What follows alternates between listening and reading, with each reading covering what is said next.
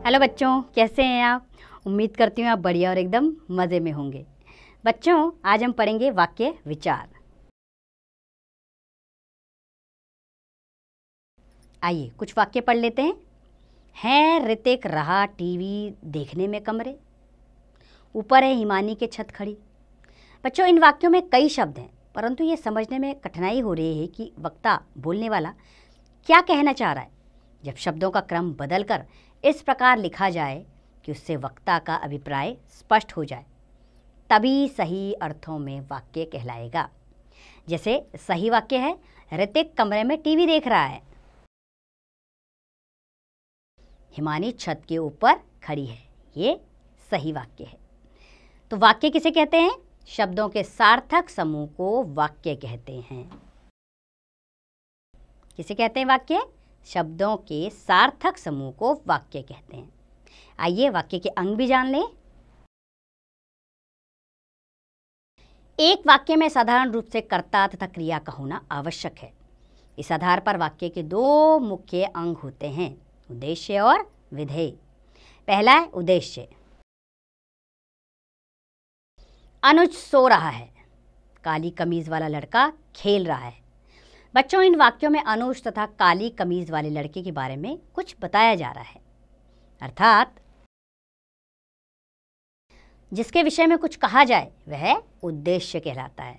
दूसरा है विधेय।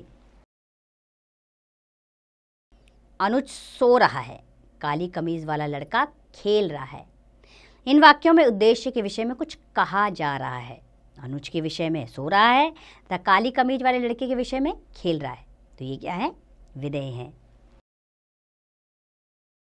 अर्थात उद्देश्य के विषय में जो कुछ कहा जाए वह विधेय कहलाता है।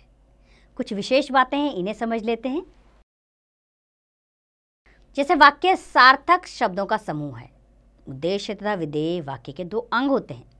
वाक्य में कर्ता, कर्म, विशेषण तथा क्रिया विशेषण आदि होते हैं। कई बार एक ही शब्द भी वाक्य का कार्य करता है, जैसे ठीक, अच्छा, सुनो, देखो, क्या आदि। अब जानते हैं उद्देश्य का विस्तार क्या है। दीपांशी हंस रही है, तोता पेड़ पर बैठा है। इसमें दीपांशी क्या है? उद्देश्य है, और तोता उद्देश्य है। बुद्धिमान दीपांशी हंस रही है, बुद्धिमान, इसमें उद्देश्य का विस्तार हो गया। हरा तोता पेड़ पर बैठा है, हरा, उद्देश्य का विस्तार। बच्चों, जब उद्देश्य के साथ उसकी विशेषता बताने वाले शब्द जुड़ जाते हैं तब वे शब्द उद्देश्य का विस्तार कहलाते हैं। इन वाक्यों में दीपांशी के लिए बुद्धिमान तथा तोते के लिए हरा शब्द प्रयोग किए गए हैं। अर्थात जो शब्द उद्देश्य की विशेषता बताने के लिए प्रयोग किए जाते हैं वे उद्देश्य का विस्तार कहलाते हैं। आइए अब विधेय के विस्तार के बारे में भी जान लें। राघव भाग रहा है, भाग रहा है, विधेय है। मोर नाच रहा है, विधेय। राघव सड़क पर भाग रहा है, विधेय का विस्तार हो गया। मोर पंख फैलाकर नाच रहा है, इसमें भी विधेय का विस्तार हो गया। तो कभी विधेय अकेला आता है तो कभी क्रिया विशेषण, कर्म आदि के साथ। पहले वाक्य में विधेय भाग रहा है, जबकि दूसरे वाक्य में उसका प्रयोग सड़क पर कर्म के साथ किया गया है। यही विधेय का विस्तार है। अर्थात जो शब्द क्रिया के कर्म या विशेषण होते हैं वे विधेय का विस्तार कहलाते हैं। आइए वाक्य के भेद जान लेते हैं। वाक्य के दो भेद दो आधारों पर किए गए हैं, अर्थ के आधार पर और रचना के आधार पर। पहला है अर्थ के आधार पर वाक्य के भेद। अर्थ के आधार पर वाक्य के निम्नलिखित 8 भेद होते हैं। पहला है विधानवाचक वाक्य। जिस वाक्य से किसी बात या काम के होने का बोध हो वह विधानवाचक वाक्य कहलाता है। जैसे मोहित घुड़सवारी सीख रहा है, आकाश में तारे टिमटिमा रहे हैं। दूसरा है निषेधवाचक वाक्य। निषेध यानी नहीं होने का बोध। जिस वाक्य से किसी काम या बात के ना होने का बोध हो वह निषेधवाचक वाक्य कहलाता है। जैसे उसने खाना नहीं खाया, ऋषभ को इंटरव्यू नहीं आता। तीसरा है प्रश्नवाचक वाक्य।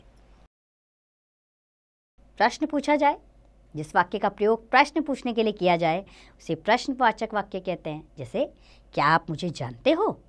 आप कहाँ रहते हैं? अगला है आज्ञावाचक वाक्य।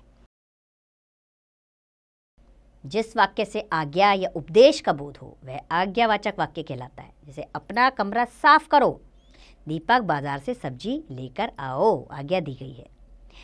अगला है विस्मयादिवाचक वाक्य। जिस वाक्य के द्वारा शोक, हर्ष, आश्चर्य आदि का भाव प्रकट होते हैं वह विस्मयादिवाचक वाक्य कहलाते हैं।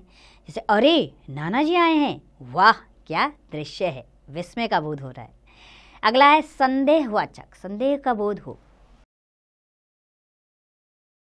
जिस वाक्य द्वारा किसी बात या काम के होने में संदेह का बोध हो वह संदेहवाचक वाक्य कहलाता है। जैसे, लगता है शाम को बारिश होगी, संदेह हो रहा है, पता नहीं होगी कि नहीं। शायद कल हम मेट्रो की सवारी करेंगे, शायद, तो संदेह है तो संदेहवाचक वाक्य। अगला है इच्छावाचक वाक्य। जिस वाक्य से किसी आशीर्वाद, कामना, इच्छा आदि का बोध हो उसे इच्छावाचक वाक्य कहते हैं। जैसे, ईश्वर तुम्हें दीर्घायु प्राप्त करे, भगवान ने चाहा तो आप प्रथम आएंगे, इच्छा व्यक्त की गई है। अगला है संकेतवाचक वाक्य। जिस वाक्य में एक कार्य का होना या ना होना दूसरे वाक्य पर निर्भर करे उसे संकेतवाचक वाक्य कहते हैं। जैसे, यदि आप थोड़ा पहले आते मनीष से भी मिल लेते, मन लगाकर पढ़ोगे तभी अच्छे अंक आ पाओगे। तो यहाँ पर संकेत है एक वाक्य का दूसरे के लिए। दूसरा है रचना के आधार पर वाक्य के भेद। बच्चों, रचना के आधार पर वाक्य के निम्नलिखित 3 भेद होते हैं: सरल वाक्य, संयुक्त वाक्य और मिश्रित वाक्य। सबसे पहला है सरल वाक्य। जिन वाक्यों में एक ही उद्देश्य तथा एक ही विधेय हो वे सरल वाक्य होते हैं। जैसे, माँ कपड़े सुखाती है, माँ उद्देश्य और कपड़े विधेय। शौर्य निबंध लिखता है, शौर्य उद्देश्य और निबंध विधेय। पिताजी आ गए हैं, इसमें पिताजी उद्देश्य हैं और आ गए विधेय। सचिन क्रिकेट खेल रहा है, सचिन उद्देश्य और क्रिकेट विधेय। नौकर चाय बनाकर लाया है, नौकर उद्देश्य है और चाय विधेय है। दूसरा है संयुक्त वाक्य। एक से अधिक सरल वाक्य समुच्चय बोधकों द्वारा आपस में जुड़े होते हैं तब वे संयुक्त वाक्य कहलाते हैं। जैसे, आकाश में बादल छाए हैं पर वर्षा नहीं हो रही है, उसने खाना खाया और सो गया। तो इन वाक्यों में 2 सरल वाक्य पर तथा और से जुड़े हुए हैं। पर तथा और समुच्चय बोधक हटाने पर ये स्वतंत्र वाक्य बन जाते हैं, इसलिए यहाँ पर संयुक्त वाक्य है। तीसरा है मिश्र वाक्य।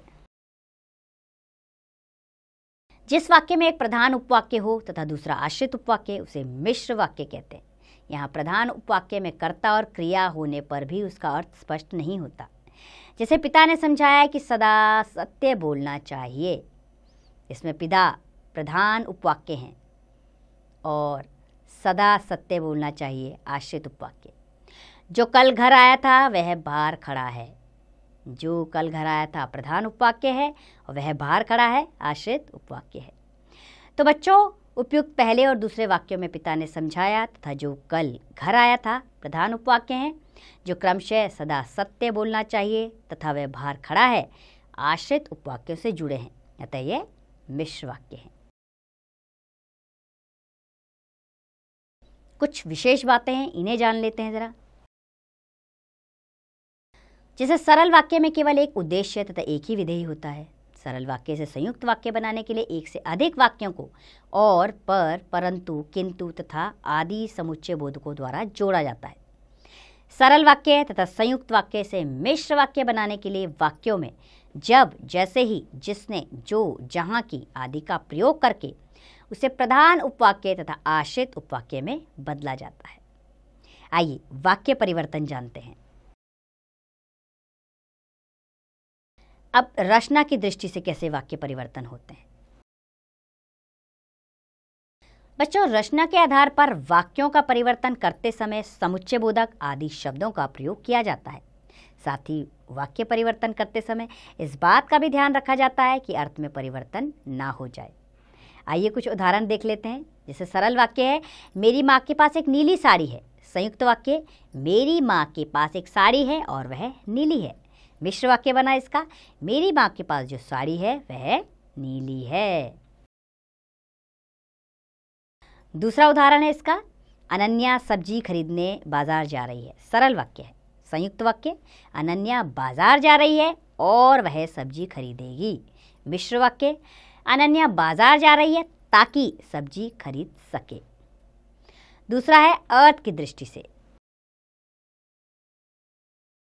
अर्थ के आधार पर वाक्यों को प्रश्नवाचक, संकेतवाचक, आज्ञावाचक, विधानवाचक आदि वाक्यों में परस्पर बदला जा सकता है। आइए कुछ उदाहरण देखें। छात्र पत्र लिखेगा, विधानवाचक वाक्य। छात्र पत्र नहीं लिखेगा, निषेधवाचक। क्या छात्र पत्र लिखेगा, प्रश्नवाचक वाक्य। छात्र पत्र लिखो, आज्ञावाचक वाक्य। अरे छात्र पत्र लिखेगा, विस्मयादिवाचक वाक्य। छात्र पत्र लिखेगा तो सीखेगा, संकेतवाचक। शायद छात्र पत्र लिखे, संदेहवाचक। छात्र पत्र लिखे, इच्छावाचक वाक्य।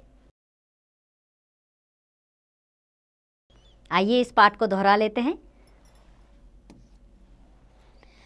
शब्दों का सार्थक समूह वाक्य कहलाता है। वाक्य के दो मुख्य अंग होते हैं, उद्देश्य तथा विधेय। कर्ण, विशेषण, क्रिया विशेषण आदि जोड़कर उद्देश्य तथा विधेय का विस्तार किया जाता है। वाक्य के भेद दो आधारों पर किए गए हैं, अर्थ के आधार पर तथा रचना के आधार पर। अर्थ के आधार पर वाक्य के 8 भेद होते हैं, विधानवाचक, निषेधवाचक, प्रश्नवाचक, आज्ञावाचक, विस्मयादिवाचक, संदेहवाचक, इच्छावाचक तथा संकेतवाचक। रचना के आधार पर वाक्य के 3 भेद होते हैं, सरल, संयुक्त तथा मिश्र। उम्मीद करती हूँ बच्चों आपको ये पाठ समझ आया होगा और अच्छा लगा होगा। अब इसका अभ्यास कार्य आप स्वयं कीजिए।